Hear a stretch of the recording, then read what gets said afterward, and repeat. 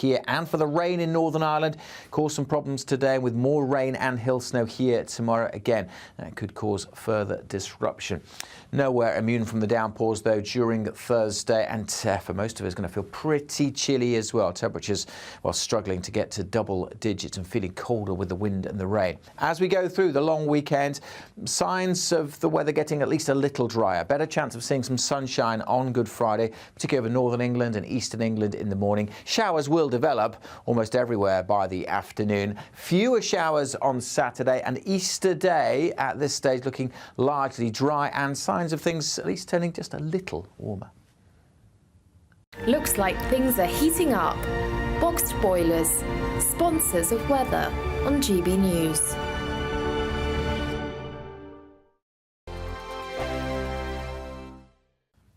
Evening, welcome to your latest weather update from the Met Office for GB News.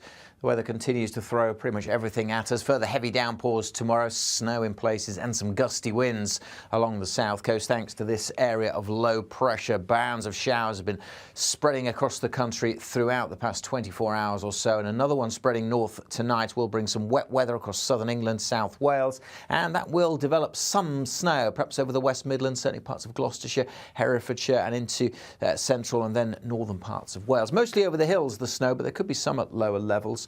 Heavy rain for many elsewhere. As the rain clears from Scotland and Northern Ireland, some pockets of frost certainly likely here. And then we look at the winds picking up along the south coast. A very blustery day to come tomorrow. Met Office yellow warning in place for the winds here and for the rain in Northern Ireland. Cause some problems today with more rain and hill snow here tomorrow again. That could cause further disruption.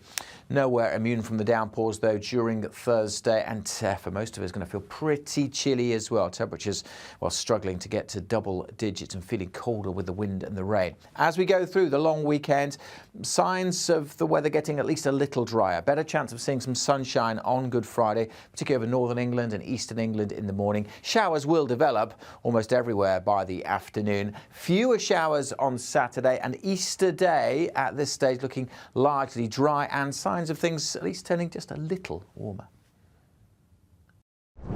I'm Christopher Hope. And I'm Gloria Di Piero, bringing you PMQ's live here on GB News. Whenever Parliament is in session on a Wednesday at midday, we'll bring you live coverage of Prime Minister's questions. We'll be asking our viewers and listeners to submit the questions that they would like to put to the Prime Minister, and we'll put that to our panel of top politicians in our Westminster studio. That's PMQ's live here on GB News, Britain's election channel. Big news, big debates, big opinion.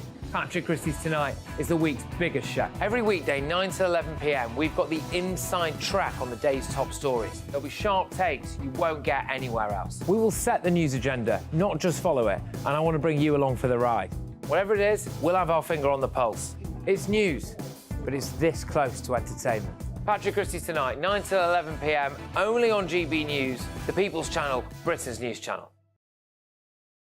Join me, Camilla Tominey, every Sunday at 9:30 when I'll be interviewing the key players in British politics and taking them to task. This report basically says that he's not fit to stand trial. With an upcoming election looming over Westminster, now is the time for clear, honest answers. I agree. And that's precisely what I'll get. Is he indecisive?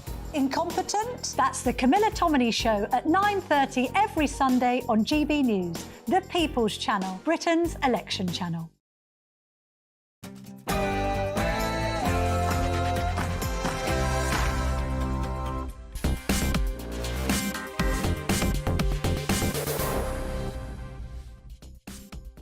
Tonight on Farage, approval for the NHS has now fallen below 25%. How can it be turned around? Sir John Curtis, much respected figure, has put his neck on the line and said there is a 99% chance that Labour will win the next general election. We'll ask what makes him so sure. And we learned today that 275 work visas were given to a totally non-existent care home. It seems the not fit-for-purpose Home Office is not getting much better. But before all of that, let's get the news with Polly Middlehurst.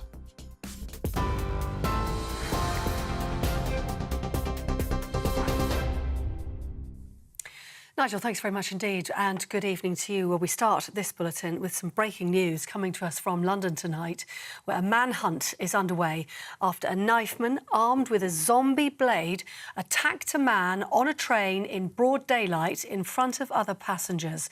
If you're watching on television, we can show you this footage that's been posted on social media this afternoon, appearing to show a man wearing a face mask and wielding a large blade after a fight broke out between two people at Shortland Station in the south of the capital.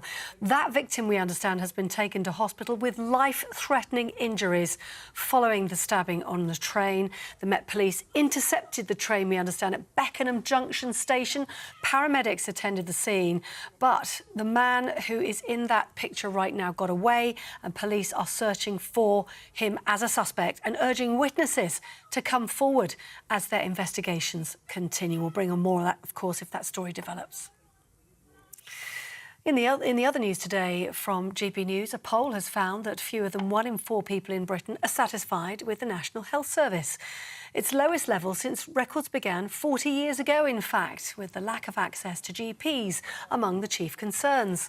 Long waiting lists are also a major worry, with just 24% saying they're satisfied with the health service. That's down from 70% in 2010. The report found that tight funding and staff shortages over the last decade has left the NHS in a continual state of crisis. Labour has said today it's going to ban the bonuses of water company bosses who oversee the polluting of Britain's waterways. It's after new figures show raw sewage was dumped in England's rivers and seas for more than 3.6 million hours in 2023. That's more than double the previous year and the highest level on record. The UK and the United States have imposed joint sanctions on a fundraising network linked to the terror group Hamas. The measures target Amza Sultana and Mustafa Ayash, who are suspected of supporting Gaza Now. That's a media network accused of promoting the terror group. And it marks the 4th coordinated move to sanction Hamas fundraisers since the attacks in Israel of October the 7th. A driver who led police on a reckless, high-speed chase reaching speeds of more than 140 miles an hour has been jailed. Munib Mehran was caught speeding on the M4 when officers asked him to pull over. Instead, as dash cam footage shows if you're watching on TV, he sped up. The 23-year-old admitted charges, including dangerous driving and possession of cannabis. Wiltshire police say it's fortunate nobody was injured. He's been sentenced to 26 months in prison and disqualified from driving for 18 months. That's the latest news. For the latest stories, do sign up to GB News Alerts. Scan the QR code on your screen or go to gbnews.com/alerts.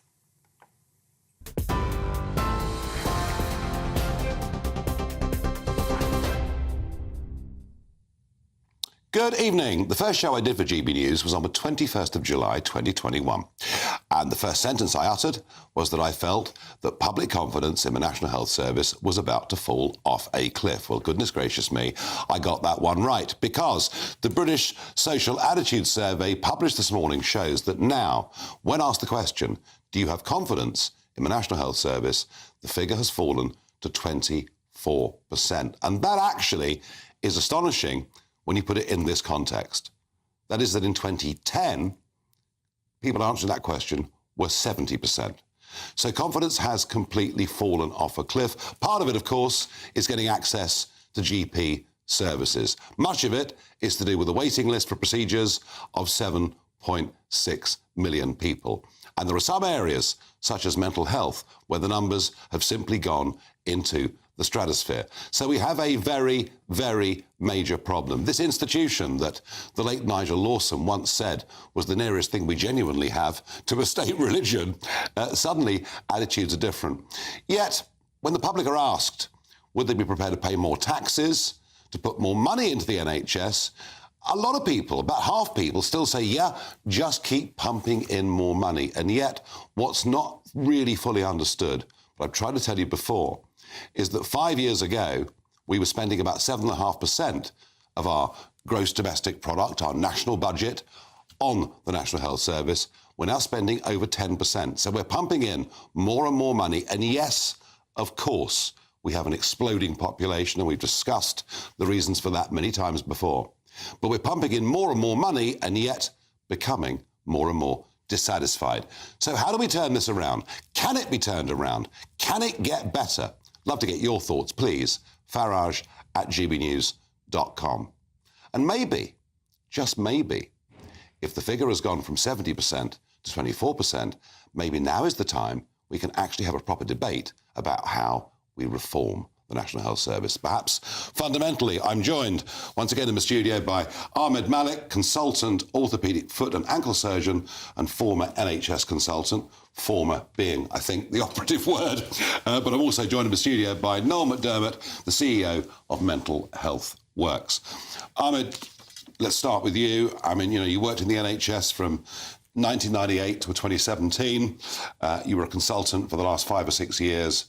Of that, you decided to get out. Yeah. Well, I don't need a survey to tell me things are bad.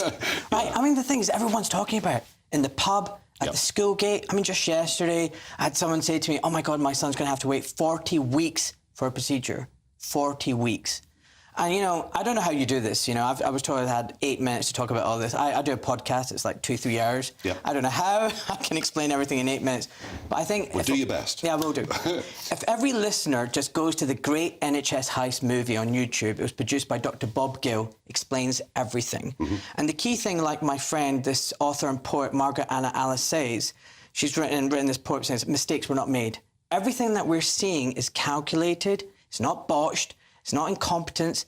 It's been planned for decades. This cross-party consensus to change what the NHS is. And I would say the problem that we have now, you said that question, can we make it better? Can we turn things around? Yeah. We've got almost like the invasion of the body snatchers. The NHS is not the NHS that was, created back in 1947 or whatever. It's not the NHS of the 1970s. Since then, money has been drained into...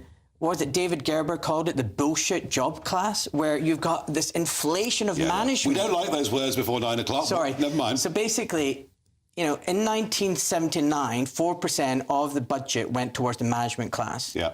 In 2006, it was more like 14%. Yeah. I would wager it's now over 25%. Blairite reforms. It's not just Blairite. It's Tory as well. It's cross-party. It's the PFIs. It's the whole change of the landscape, that the Social Care Act and the Social Act in 2012. Everything's about privatisation. So I'll give an example. Let me explain. Labour brought in the private sector even more than the Conservatives have. They're all the same. I get it. I'm in the opinion that it's all a uniparty. It's a charade. Democracy is this illusion that we have choice. All right. And I know you'll say Reform Party is different, but I'll give an example of privatisation. Complete asset stripping. So all the estates of the hospitals, 700 plots are now up for grabs. Hospitals, their estates have been sold off for property development. You've got asset stripping. You've got outsourcing. So your cleaning, your hematology, whatever, is all your cooking, your food is done by private companies. Mm-hmm. You've got your PFI builds, which is just... that was a complete con job. It's a complete con job. But Ahmed, there are people watching this, listening to this, who are in the fortunate position. They can afford private medical insurance, or they can afford to go and get private GP appointments. But for the vast majority of people, they rely on the National Health Service. They have done for generations, and they want the same for their kids, their grandkids. What you're really saying here is we almost have to go back to the drawing board. Yeah, we don't have that NHS anymore. The illusion is that we have that NHS, and, we can just... we put a sticker on it and it's the NHS. I'm going to give you some quotes. So there's a guy called Mark Britnell, NHS Commissioning KPMG Opportunities for Global Healthcare in 2010. In the future, the NHS will be a state insurance provider, not a deliverer. In future, any willing provider from the private sector will be able to sell goods and services to the system. And Dr. Tim Evans of the now defunct Independent Healthcare said in 2011, more succinctly, the NHS would simply be a kite mark attached to the institutions and activities of a system of purely private providers. That's a problem. We don't have in-house, government-controlled, doctor-led, doctor-autonomous institutions. We've got private less middle institutions running management, the more NHS. doctor-led practices. Now, one of the areas that is a massive burden, not just on the NHS, but on the economy, on the country, on the social security system, is, of course, this whole area of mental health. And Noel, I'm struggling to believe this, but people are telling me that up to 34% of 18 to 24-year-olds self-diagnose as having some form of mental health problem. That could be mild depression. That's probably a very conservative estimate on their part. Are we just massively over-diagnosing what are normal things in life that have been thrown at people for thousands of years that they learn to deal with? No, I mean, I'm quite old. That's sort of... That's your self-diagnosis. That's my self-diagnosis. And I don't remember those days that people talk about when there weren't mental health problems. They were just expressed in particular ways. And certainly for guys, for example, mental health distress or psychological stress has always been expressed in the overuse of alcohol, violence, prison services, etc. And we know that. So if you look at... Only for a minority, come on. No, if you look at the prison population, 80% have 2 or more diagnosable severe mental health conditions. 98% of prison population That's a fair point. That's a fair point. But there are only 80,000 people in our prisons. Well, we're talking here about vast numbers. But if you look at... so on this issue, there's gender differences, for example. So women tend to present with the more common mental health disorders, such as depression and anxiety. Men, for example, present with more severe mental health conditions, and they either get picked up by the criminal justice system or they get picked up by psychiatric hospitals. If we look at children, prior to the pandemic, and we're looking at various indices or markers of issues. So prior to the pandemic, you saw a 46% increase in the admission of children with one of the most serious mental health conditions, eating disorder, into hospital. And hospital is the worst place for somebody with a mental health problem. It literally is. That's a crisis that should have been avoided long time before. By the time somebody's admitted to hospital, and an eating disorder, people won't know this, but an eating disorder has the highest mortality rate of any mental health condition. So this is very serious stuff. Post-pandemic, there was another 56% increase in children being admitted to psych wards. We have children with autism being admitted to psych wards, but forensic psychiatric wards. And forensic is usually reserved... I've worked in forensic. But if you're right here, Noel, I mean, you're almost talking about societal breakdown. That's exactly what we're talking about. So we're talking about the destruction of civil society organisations. So that people know what that's a charity, OK? So it's a mental health charity. We know the World Health Organization have done this research, and they show that when you have a strong civil society organisation structure, you have better mental health outcomes. And we've decimated the charitable sector. The CSOs have been decimated. Well, I find it a very depressing picture, Noel. It is a depressing, but it's the reality. Now, the point about this is we know what has gone wrong, so that means we know how to fix it. OK. Do we? Can we make it better? We absolutely can fix this. And I think the report that came out today was fantastic because it nailed it. It said it's the lack of engagement and investment in community-based services that teach people preventative strategies around their psychological distress. I'm going to finish this debate, and we could do it for hours because it's a massive debate and it's very important. Your final word there, I mean, when you listen to what Noel says, and if he's right, then the added burden that we're going to have to provide for this mental health crisis that he's identified, how are we going to do it? So I would say, look, most of the diseases, chronic diseases, mental health diseases, can actually be avoided. Yes. And I think it's not just a case of charities, it's actually your diet, it's about your environment at home. Lockdowns didn't help. Keeping people away from nature and exercise and sunlight didn't help. Yeah. We need to stop giving them junk food in the hospitals, in the schools. We need to get them off their phones. There's psychiatrists now showing that young kids, their brains aren't developing past the reptilian stage because they're too busy on their screens. So I think what we need to do is think in a much more, holistic manner and think about preventative health. And so the education... it's not about tablets. So the education system then must have a huge role to play in all of But we this. also have the evidence base. It's called lifestyle medicine. So there's 4 areas of lifestyle medicine: sleep, management of stress, good diet and exercise. And if I was to say, what's the one thing that will improve your health and well-being globally across the board? Start exercising today. The best medicine. Get into regular exercise 3 or 4 times a week, 20 minutes, raising your heartbeat. That's the most important thing you can do for everything. And if you understand how your psychology works, you think about your hormones, go and exercise in a park. You're then getting what's called the biophilic effect. You'll then go and exercise with a group of people. You then get lots of dopamine. You get lots of other positive reward hormones. So all of these things. So we are talking about civil society. No, listen, I think I agree with every word that both of you say. I started exercising in 2020, having not exercised for decades, and it has done me a lot of good. There's no question about it. But we still come back to the problem that even with preventative medicine, people will still get ill, and we have a health service not fit for purpose. Absolutely, but there'll be a lot less people. I just want to quickly add one more point. You know, we talk about there's not enough beds. Yeah. Do you know in 1970, when we had less people in this country, there was 400,000 beds. Do you know there's now less than 150,000? That's a calculated manoeuvre. So there's always a bed crisis because it's been engineered. You create a problem, then you have a reaction and a solution. That's the way it is always, again and again. Huge debate. It's not about beds. I have to say, we want to, in terms of mental health, we don't want people going into hospital. No, but in terms of operations and other stuff, it is. Gentlemen, thank you. Fascinating debate. Slightly depressing debate, I have to say. I haven't sort of finished that segment feeling particularly cheery about the world, but hey, if that's the truth, that's the truth. And the more we know the truth, the more perhaps we can prepare ourselves, and maybe those in government can start to prepare themselves for a genuine radical change. Because, folks, it isn't working. It's become perhaps the biggest symptom of broken Britain. In a minute, I'll be joined by Sir John Curtis, who has put his head over the parapet and said there is a 99% chance of Labour winning the general election. I always thought of Sir John as being really quite cautious and very careful. We'll find out why in a moment. He's just so certain.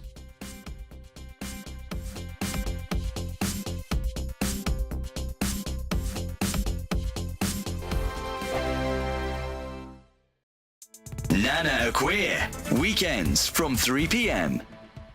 I like to call this one robbing Peter to pay Paul. The Labour Party have embarked on a journey that I can only describe as politics of envy.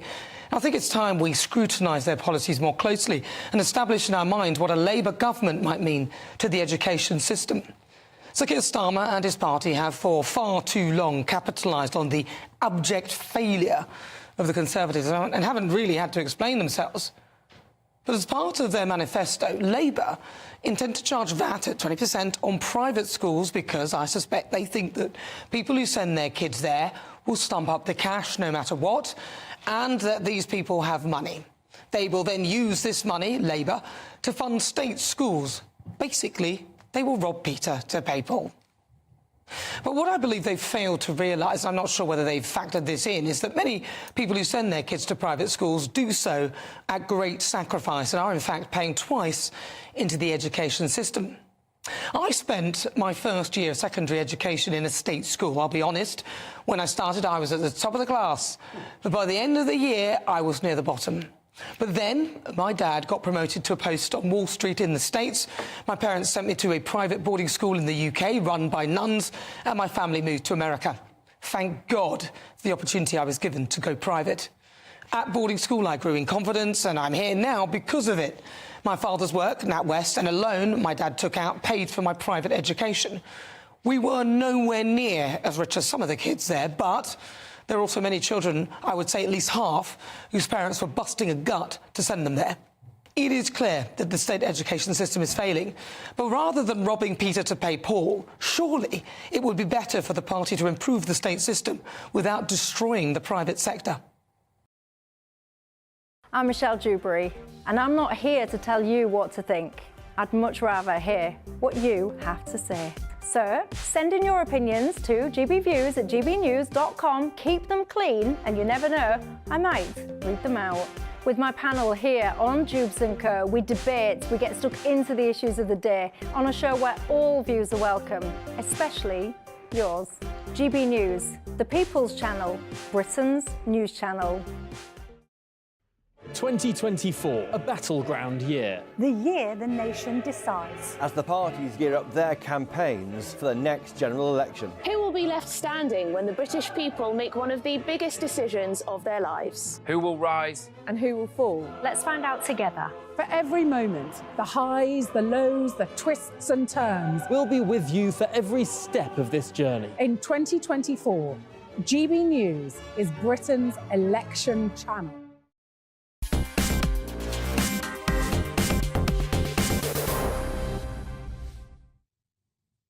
So can it get better? Can the NHS be improved? Well, Liv says, so people are more dissatisfied with access to GP surgeries and hospital appointments. With the population exploding, is it any wonder? And if a detective couldn't find this link, you would want them to be sacked. Joe says, I'm afraid just pumping money in won't help. More and more people are turning to private healthcare. Well, they are. So with sadness, we need to encourage the use of private healthcare by offering tax incentives. Joe, I've got to tell you, I have believed that for many, many, many years. Now, 2024 is a massive election year across the globe, but it's also a pretty big election year in this country. And it really all kicks off in earnest on May the 2nd, when there will be elections for the Mayor of London, elections for the London Assembly. 9 Metro mayors are up for election as well. 37 police and crime commissioners are also going to be elected, along with 2,618 council seats of various types across the country. Of those seats at the moment, the Conservatives hold 985 seats, Labour 966, and the Lib Dems 410. I'm joined down the line by Sir John Curtis. And before we get, Sir John, to your general election predictions, this is a reasonably big batch of elections, isn't it, on May the 2nd. What should we be looking out for? Yes, it is a reasonably big batch. In fact, once you put all that complicated set of various elections together, everybody in England and Wales will get the chance to vote for at least something on May the 2nd. So to that extent, it is an important and big test. Now, the thing you have to understand is that most of these elections are for seats and for offices that were last contested in May 2021. Now, in May 2021, the Conservatives were 6 points ahead in the opinion polls, and indeed they managed to win the Hartlepool by-election on the same day. They gained the seat from Labour, and that was also, broadly speaking, reflected in the outcome of the local elections that day, although we should always remember that Democrats always do better in local elections than they're doing in the current poll. So in other words, actually, even as compared with last year, the Conservatives will be defending a pretty high baseline in most of these elections. We're now in a situation where the Conservatives are on average 20 points behind in the opinion polls. Now, local elections, the swings don't always exactly reflect what we might expect, given what the polls are saying. That would suggest about a 13-point swing as compared with 2021. Last year, the swing in the local elections was a bit lower than the swing in the polls at the time. But even so, you can see a 10-point swing against the Conservatives on average in these polls are not unlikely. That could mean that they might lose maybe a half of the council seats they're trying to defend, maybe a half of the councils where they're trying to defend overall control, around 10 or so of the PCC elections. Perhaps their worst result in the Greater London Assembly elections ever since the first one in 2000, and probably Andy Street in the West Midlands might be struggling to hang on to his post as the Conservative West Midlands Mayor. So you can see there is potentially quite a lot at stake, and you can see how quite quickly there is a risk, at least, that these local elections could prove to be a rather bad news story for the Conservatives. Yeah, I mean, let's say, they lose half their seats, they're down to 500 councillors in this particular round. Is that the level at which the sort of Rishi Sunak alarm bells start to ring and letters start pouring in and we're into new leadership contests? Is there a number here somewhere that would be acceptable for the government, given, as you say, in 2021, they were on a high? Is there a level of loss that they might find acceptable?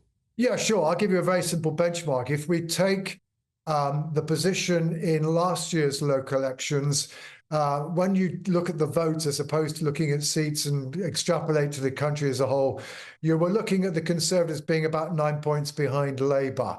If they can do better than that in these local elections, and that would mean that, for example, they'd be losing, maybe 300 council seats rather than 500.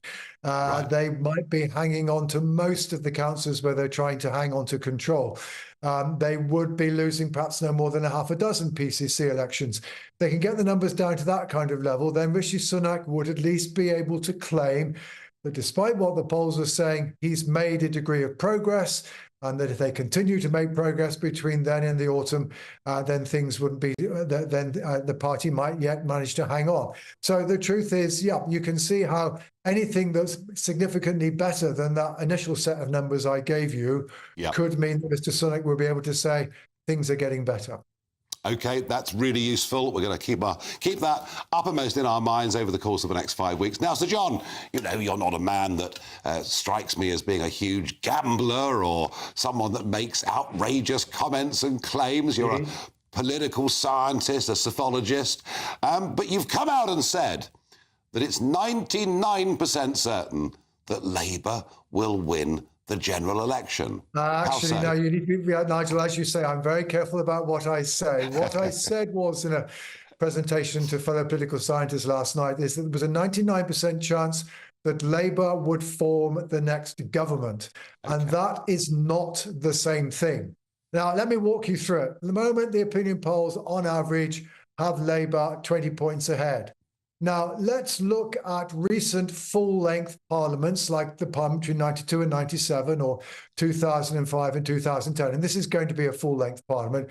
What is the biggest narrowing of the lead that has occurred in the last 8 months or so of such a parliament? Well, it proves to be the 6-point narrowing of the Conservative lead over Labour in 2010. Now, let's also say that maybe the polls collectively will suffer exactly the worst of the recent polling failures, which is 1992, when they overestimated Labour's position relative to the Conservatives by about 8 points. Let's put that in the mix as well. So we're taking two extreme events, adding them together, and we've still got Labour 6 points ahead. Now, that is probably hung Parliament territory rather than Labour majority territory. But, and this is the other thing, it's the other thing behind the 99%, it's not just the poll lead. It's the Conservatives are short of friends inside the House of Commons. We know that the Democrats will not help sustain a minority Conservative administration. We certainly know the SNP won't. Plaid won't.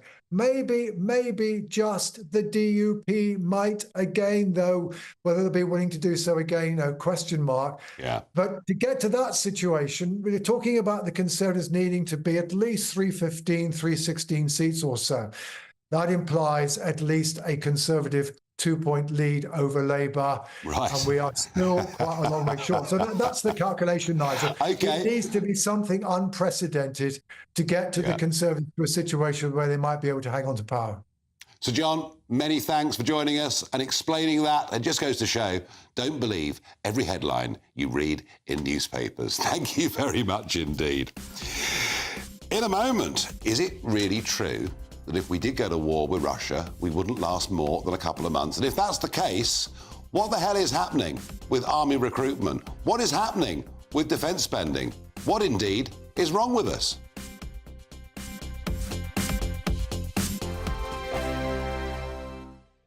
Want to be a winner just like Phil? Obviously, whoever wins it next is going to be as happy as I was, and they're going to get even more money this time round, so why wouldn't you go in the draw? Enter our massive spring giveaway. There's £12,345 in tax-free cash to give your finances a spring boost. We'll also send you on a shopping spree with £500 worth of vouchers to spend in the store of your choice. You'll also get a garden gadget package. You have to hurry, as lines close at 5 p.m. on Friday. For another chance to win the vouchers, the treats, and £12,345 in tax-free cash, cash, text GB Win to 84902. Text costs £2 plus one standard network rate message. Or post your name and number to GB03 PO Box 8690 Derby DE1 9TT. UK only. Entrance must be 18 or over. Lines close at 5 p.m. on Friday. Full terms and privacy notice at gbnews.com/win. Please check the closing time if watching or listening on demand. Good luck.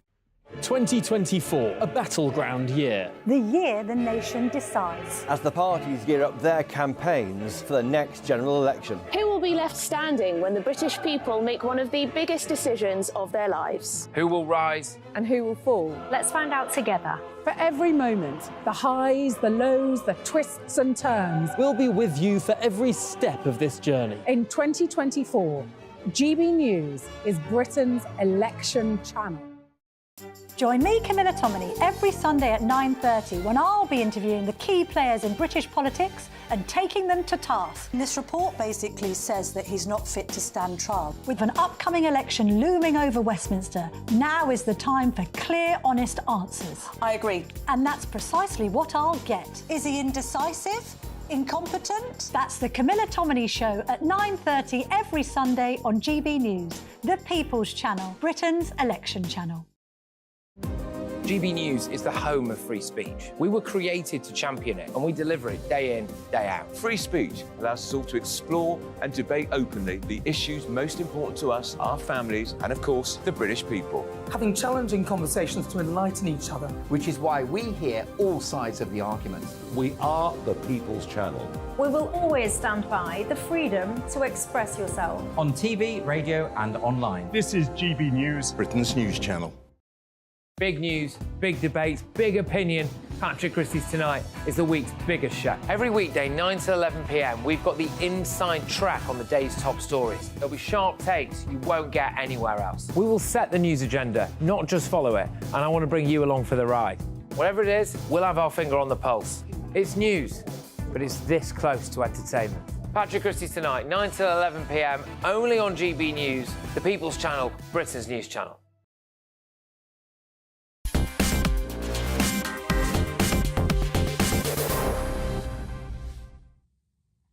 I strongly believe we should be having a much bigger debate about defence, about our alliances and indeed about our own military capability.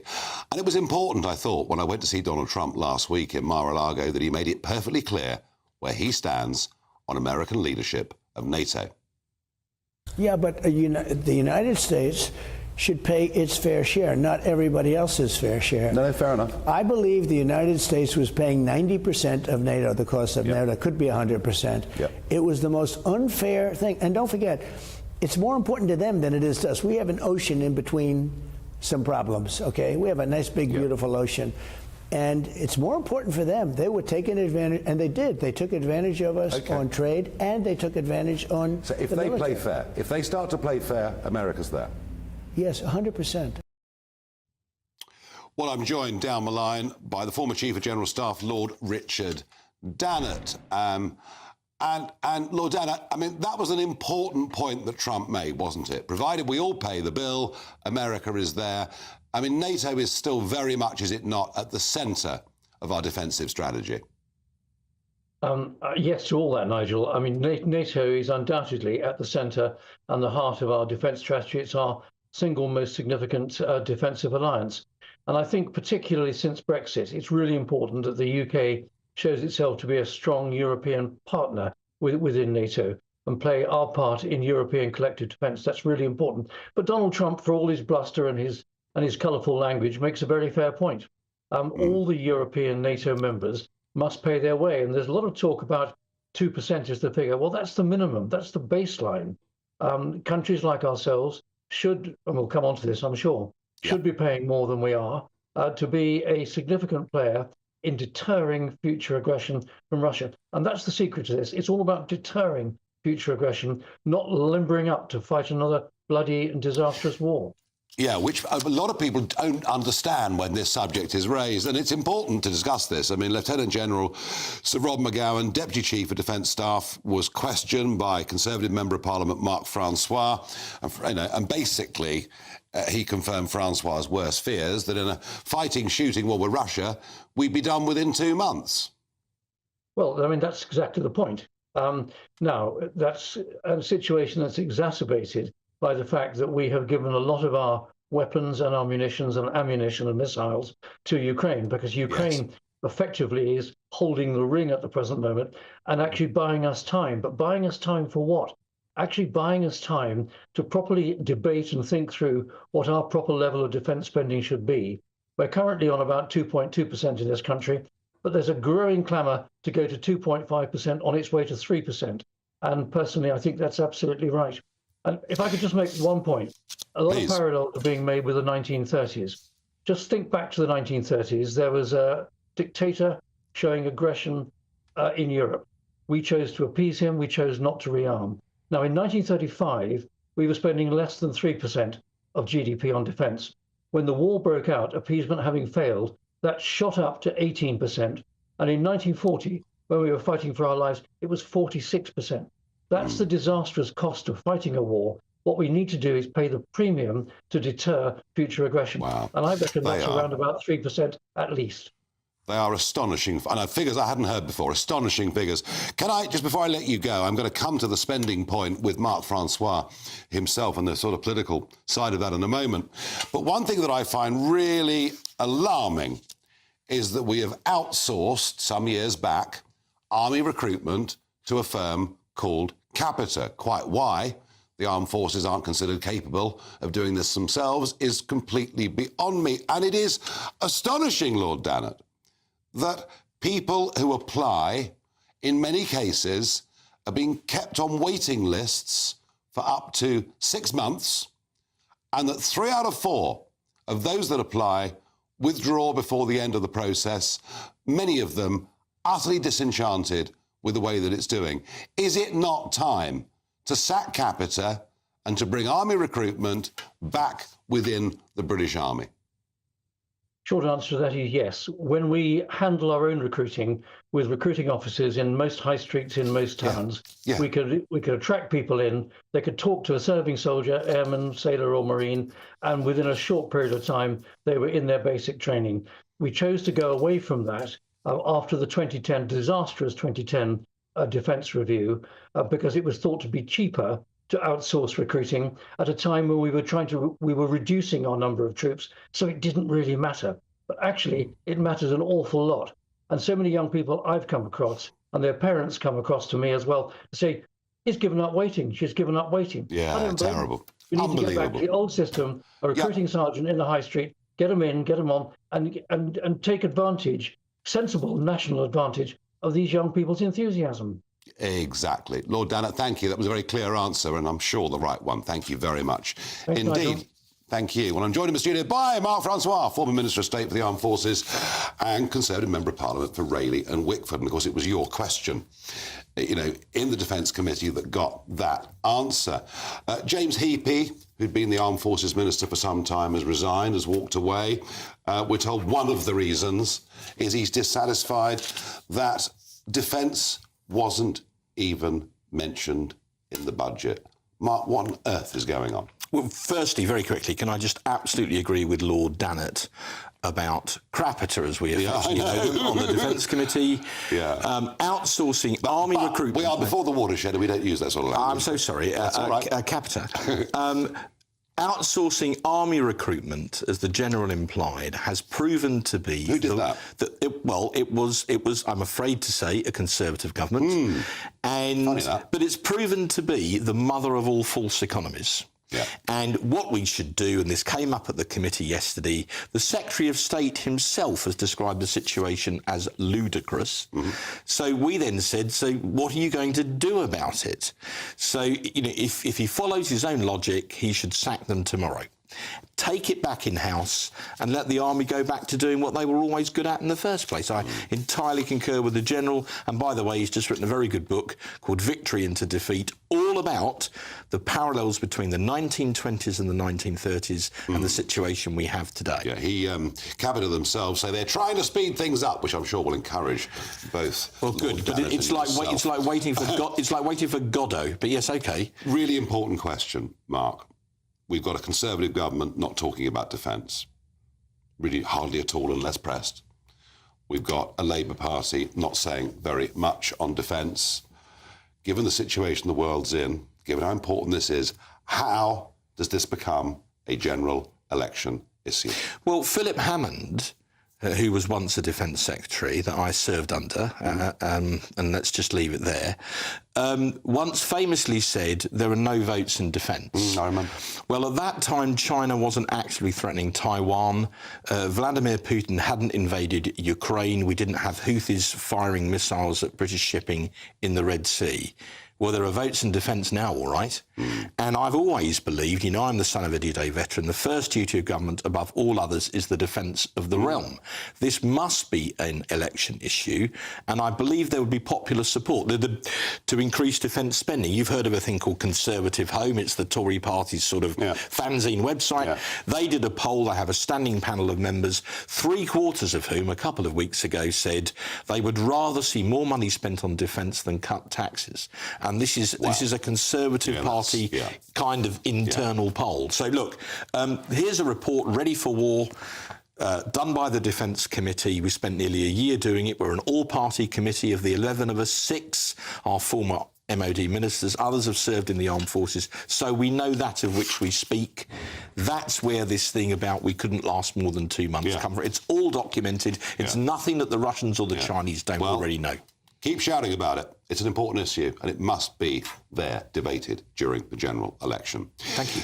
In a moment, we'll find out why our friends at the Home Office granted 275 visas to a non-existent care home. It just seems to get worse, doesn't it? Talk about Britain's Newsroom, weekday mornings from 9:30.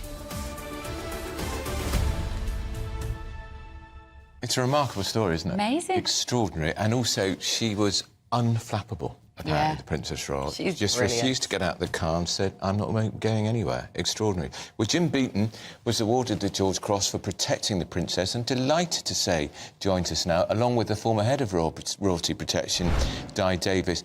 Jim, you won't remember, but I met you some time ago at the Imperial War Museum when Princess Anne was opening an exhibition to do with the George Cross, and you were there reunited with her. And you told me then what great admiration you had for the Princess, cool under fire, but you didn't do so badly yourself.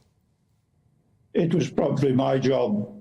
And also, I had a wee bit of police training, not very much, but a little bit, whereas Princess Anne had nothing. And yet, the way she displayed it, you would have thought she'd been highly trained to deal with any type of that situation.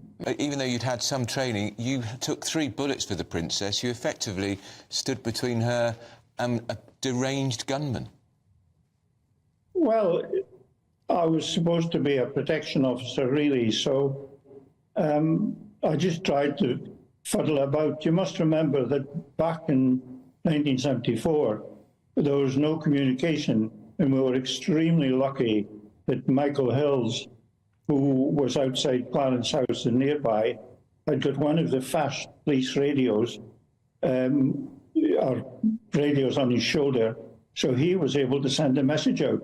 Otherwise, we would have just been relying on the good old public to phone in and say there's something happening. Yeah. So times have changed drastically.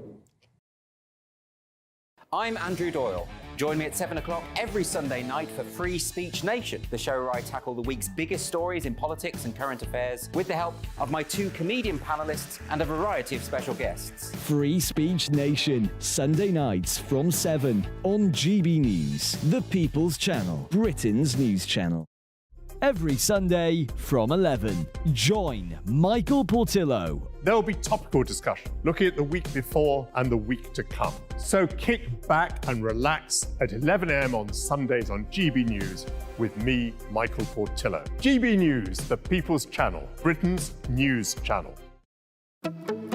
Good afternoon, Britain. Good afternoon, Britain. Weekdays from midday, we bring you the most compelling stories from across the United Kingdom. And why it matters to you. From your doorstep to our inbox. That's right, we want to hear from you. Good afternoon, Britain. Only on GB News, the People's Channel, Britain's news channel.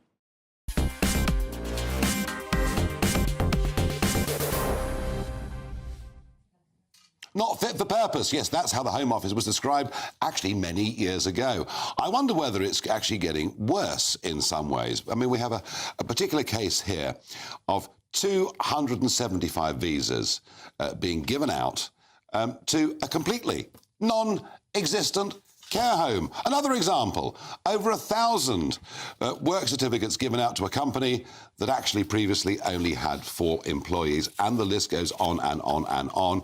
And of course, all of this being debated after the former boss of Borders and Immigration and the Inspector, David Neal, resigned, and he's kind of blowing everything up and explaining to us what's going wrong. I'm joined in the studio by Paul Turner, immigration lawyer, regular on this programme. Paul, I just can't... we know the Channel Crossings problem. We've debated that many, many times. But the fact that we're giving out work visas to fraudulent claims to non-existent companies, I mean, this is also a form of illegal immigration, isn't it? It certainly is, Nigel, and you couldn't really make it up. I think the problem is, in part, that the Home Office are interested in taking the money off the people applying, but there's only 50 people in compliance. And to make it worse, they don't just turn up unannounced if they're outside London. They actually phone them up and then ask if they can come round. And of the people that they visited, apparently 80% of the people that they've gone to do compliance checks on, turns out it's a bogus or a failed sponsor.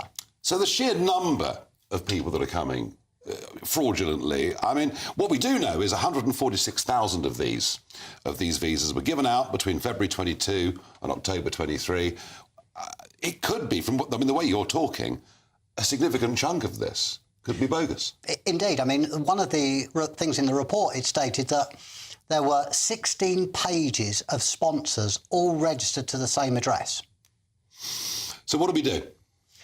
Invest more in it, ramp up the compliance. Instead of having 50 people, perhaps 200-300 people, carry out spot checks, go round, weed out the people that are crooks. And are we doing these spot checks? Are they actually happening? A few, but hardly any. And I noticed from the Home Office's own response to the report that they said they've cancelled 170 sponsor licences.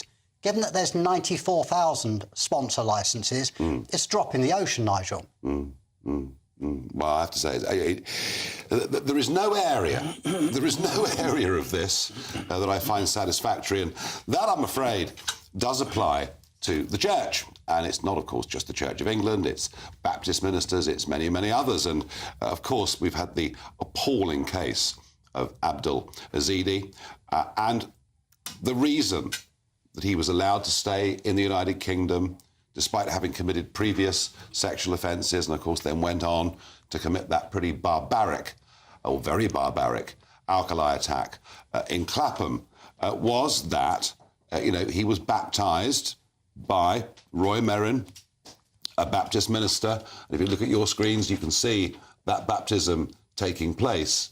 But David Neal himself, the former immigration inspector that's blown the whistle on all of this, has said that this is happening in ridiculous quantities. Hundreds of people saying we've come to Christianity, and that in many cases it simply isn't genuine. And I'm joined by Michael Nazarali, now a Catholic prelate, but of course my former bishop, when you were Bishop of Rochester.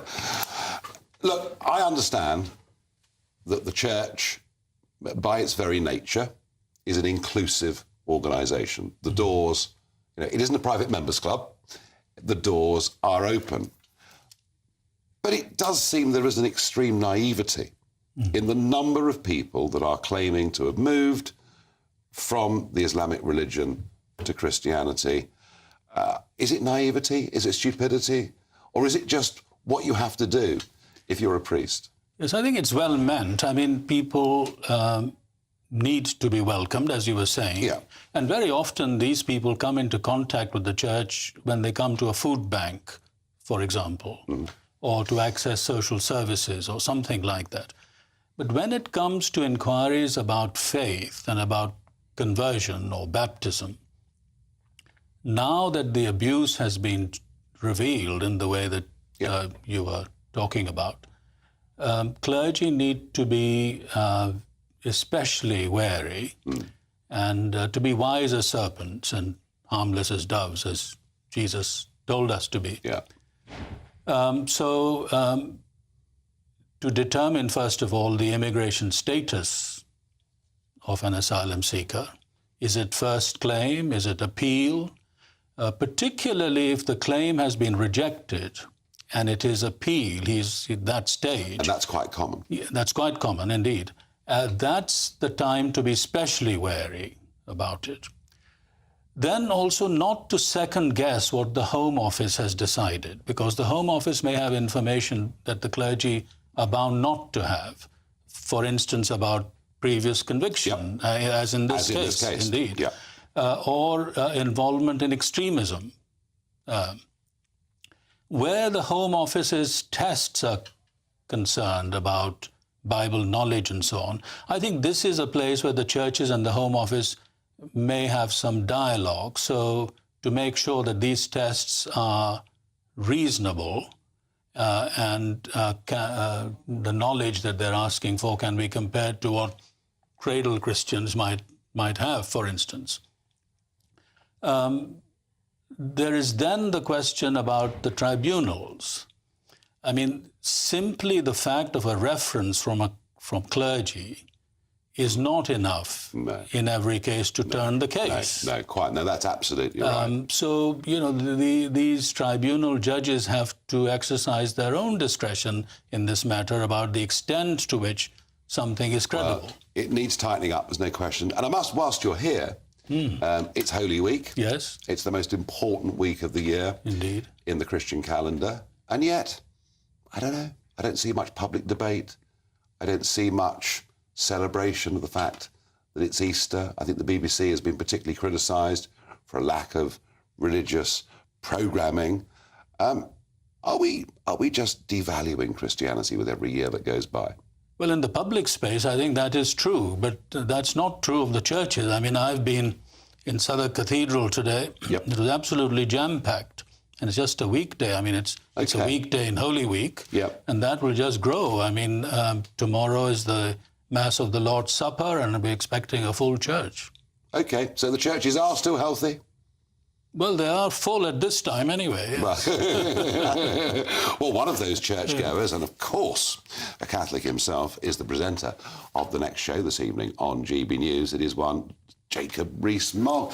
I think that point about Holy Week, I just don't see much talk about it. No, Quentin Lett's had an excellent piece in the Daily Mail today pointing out the BBC is showing, I don't know, the Teletubbies rather than anything Christian on Good Friday. But I won't be broadcasting tomorrow at 8 o'clock because 8 o'clock is the time of the Mass of the Last Supper, and I'm expecting none of my Catholic viewers to watch either because they will all be at Mass. Well, of course, there are lots of different religions. There are indeed, lots of different shades of Christianity. I will be here broadcasting tomorrow, no question about that. But then you're finished by 8 o'clock, so you can rush round. But I'm also still with his old church. You see, I haven't yet. Yes, but they should be doing something. Yeah, well, I don't think they're doing very much at all these days. Under the current Archbishop, I think they've rather given up, haven't they? And isn't that why you left them? Well, what about you?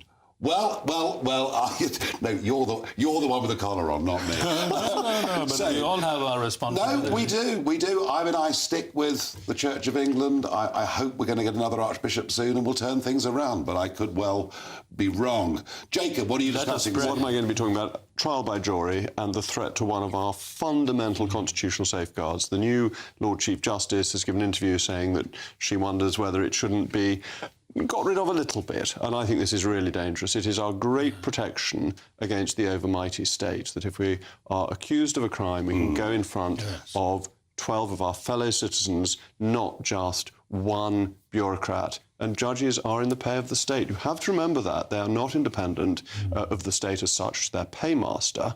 And to go in front of your fellow citizens, your peers, is a fundamental right.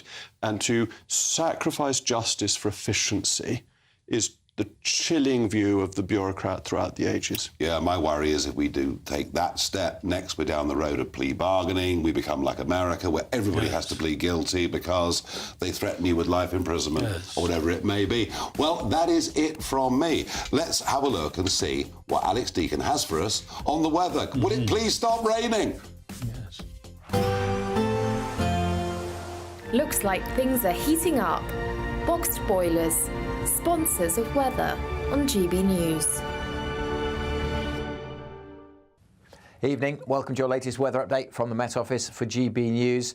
The weather continues to throw pretty much everything at us. Further heavy downpours tomorrow, snow in places and some gusty winds along the south coast thanks to this area of low pressure. Bands of showers have been spreading across the country throughout the past 24 hours or so, and another one spreading north tonight will bring some wet weather across southern England, South Wales, and that will develop some snow, perhaps over the West Midlands, certainly parts of Gloucestershire, Herefordshire and into central and then northern parts of Wales. Mostly over the hills, the snow, but there could be some at lower levels. Heavy rain for many elsewhere. As the rain clears from Scotland and Northern Ireland, some pockets of frost certainly likely here. And then we look at the winds picking up along the south coast. A very blustery day to come tomorrow. Met Office yellow warning in place for the winds here and for the rain in Northern Ireland. Cause some problems today with more rain and hill snow here tomorrow again. That could cause further disruption. Nowhere immune from the downpours though during Thursday, and for most of us going to feel pretty chilly as well. Temperatures, well, struggling to get to double digits and feeling colder with the wind and the rain. As we go through the long weekend, signs of the weather getting at least a little drier. Better chance of seeing some sunshine on Good Friday, particularly over northern England and eastern England in the morning. Showers will develop almost everywhere by the afternoon. Fewer showers on Saturday, and Easter Day at this stage looking largely dry and signs of things at least turning just a little warmer. A brighter outlook with Box Solar, sponsors of weather on GB News.